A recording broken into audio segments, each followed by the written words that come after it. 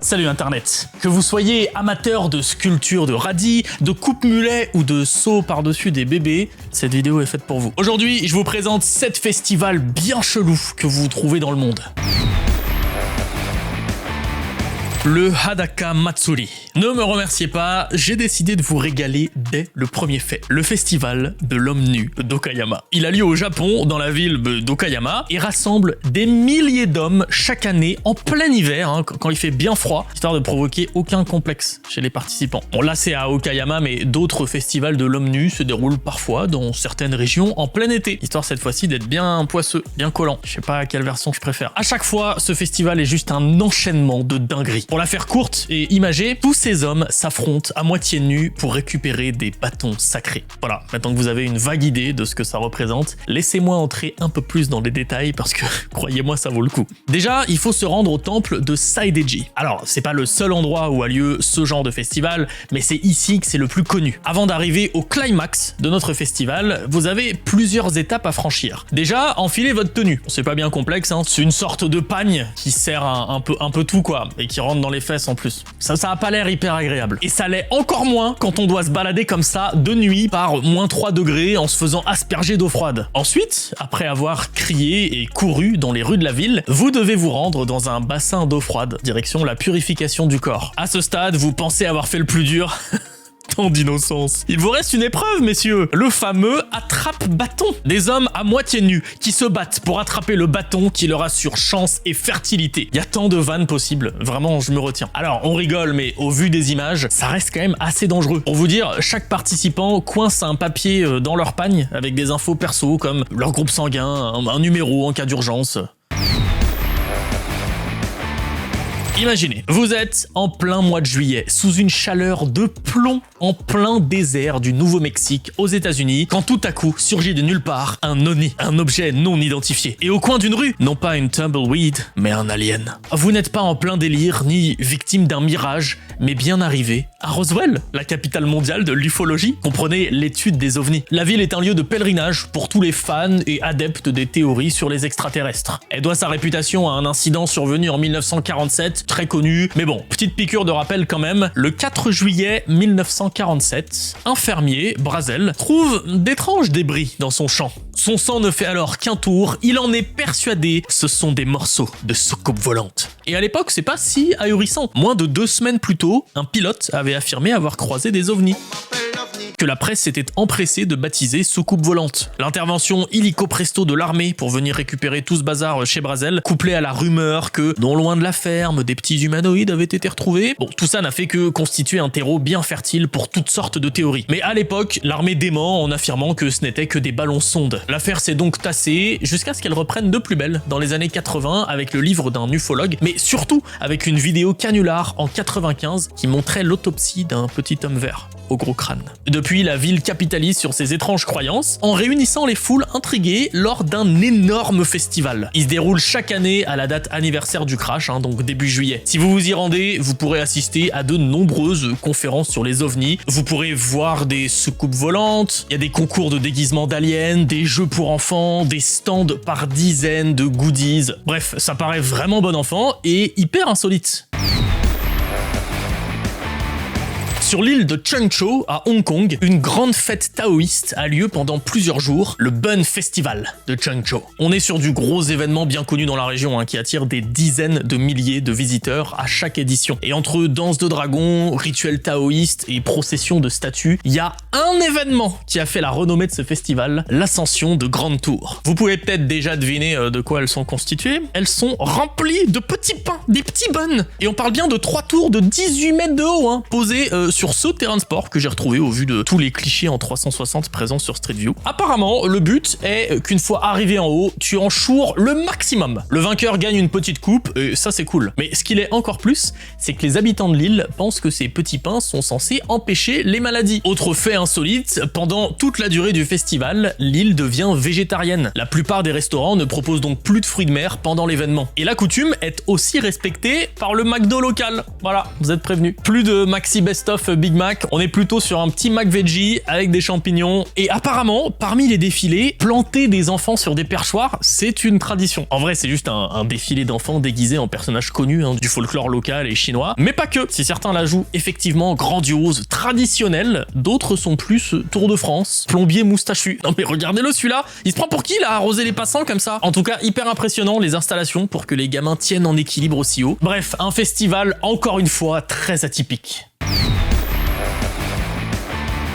On s'est déjà tous acharnés sur le jeu de la taupe avec le petit marteau là, quitte à s'éclater la main, la saloperie de taupe de merde. Et si je viens de vous donner envie d'y jouer à nouveau, je vous propose de partir direction le Portugal et plus précisément Porto. Là-bas, vous pourrez sans aucune vergogne taper avec un marteau sur tous les gens que vous croisez. Et pas besoin qu'ils sortent d'un trou, hein. Et pas besoin de vous trouver des excuses en mode « Ah, j'ai bu trop de Porto, désolé, je... » Non, vraiment, c'est le but du festival. C'est ce que font des centaines de milliers de participants. Bienvenue à la fête de São João de Porto, qui se déroule tous les 23 et 24 juin. Alors messieurs, dames, rassurez-vous, c'est pas des bourrins inconscients. Les marteaux sont en plastique et font un petit couinement dès qu'ils s'écrasent sur une tête innocente. Le but n'est pas non plus de se défouler sur tous les gens qui vous ont saoulé cette année, mais de célébrer São João, qu'on connaît en France sous le nom de Saint Jean-Baptiste, le saint patron de la ville, qui fut l'inventeur, il y a maintenant 2000 ans, du marteau en plastique. Bon, vous vous demandez sûrement d'où sort cette tradition un peu chelou. Eh ben, on sait pas trop. C'est certes une célébration catholique de nos jours, mais c'est fort probable que de base, ce soit une tradition païenne qui date donc d'avant le catholicisme. Ça semble vraiment venir du fin fond de l'histoire. Ce qu'on sait, par contre, c'est pourquoi on tabasse n'importe qui dans la rue. Alors déjà, au Moyen-Âge, c'était pas des marteaux en plastique, ni des marteaux classiques évidemment, c'était des bons gros poireaux. Et si ça vous paraît encore plus ahurissant, attendez de voir pourquoi. Le poireau, on le sait tous, c'est un symbole de fertilité, parce qu'il évoque un phallus, le fameux phallus blanc avec des feuilles vertes qui sortent du bout, très connu. Et ben à l'époque, on se tapait dessus avec ces légumes au solstice d'été pour encourager la fertilité des terres, voilà, pour de bonnes récoltes. Et si vous tabassez avec des marteaux, ça vous tente moyen, pas de soucis les gars. Le São João, c'est aussi des concerts, des feux d'artifice, ça reste un festival quand même.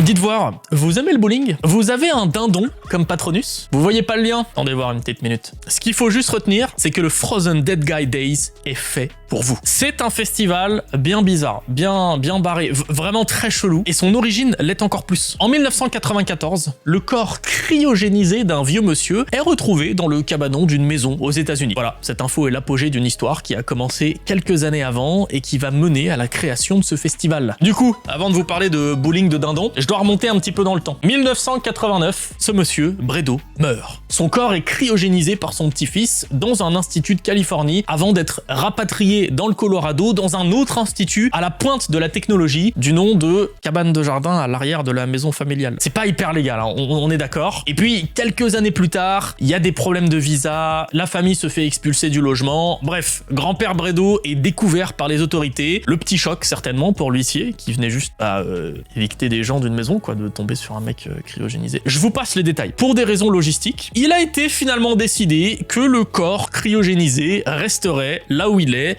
à Nederland, une petite ville du Colorado donc. Et parce qu'on est aux États-Unis et que l'histoire est complètement folle, forcément, un festival est créé. Et voilà comment, depuis 2002, on célèbre l'état de grand-père Bredo lors du Frozen Dead Guys Days. Alors, qu'est-ce qu'on y fait à ce petit festival? Eh bien, plein de choses, messieurs, dames, plein de choses. Sculpture de glace, évidemment, plongeon dans de l'eau glacée, baby-foot humain, concours de t-shirts gelés où il faut enfiler le plus vite possible un t-shirt entièrement congelé, parade de corbillard et, évidemment, bowling de dinde congelée dans la rue, la fameuse. Pour finir en beauté, évidemment, l'attraction phare, la visite du cabanon où grand-père Bredo attend encore tranquillement l'avancée de la science qui lui permettra de sortir de là avec toutes ses dents. Bon, personnellement, c'est pour l'instant le festival qui me donne le plus envie dans cette vidéo, surtout depuis que j'ai découvert qu'ils font aussi cette chose. Les gars, ils sont en train de faire des courses de cercueil. On est où là?